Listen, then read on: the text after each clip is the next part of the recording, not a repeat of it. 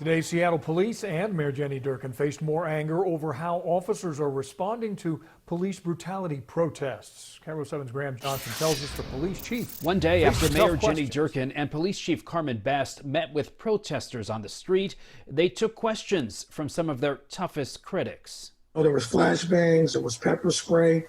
Anger over SPD's protest response was clear as the city council held a special virtual meeting this afternoon. We are being over-policed specifically because of the color of our skin. Protesters who were on the streets say police did not give adequate warning before using tear gas and implementing the curfew. No, there was no pre-warning, and it felt like it was a setup.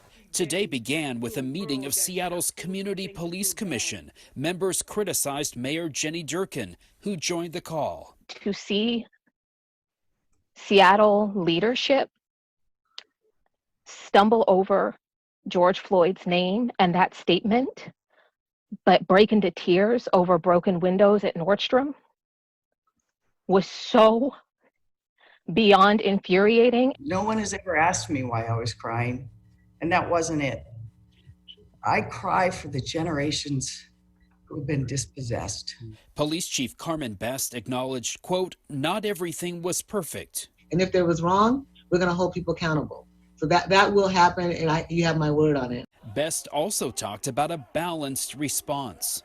I will support people's free speech every single day. What I won't do is I won't allow people to tear up our city and harm anybody. That includes the officers. Meeting later with the city council, Best said officers did warn the crowd before using dispersal tactics. And officers were, in the meantime, assaulted multiple times before they responded with force.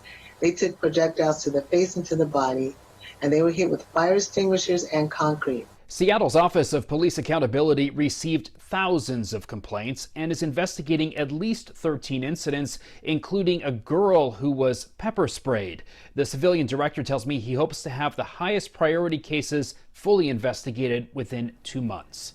Graham Johnson, KIRO 7 News.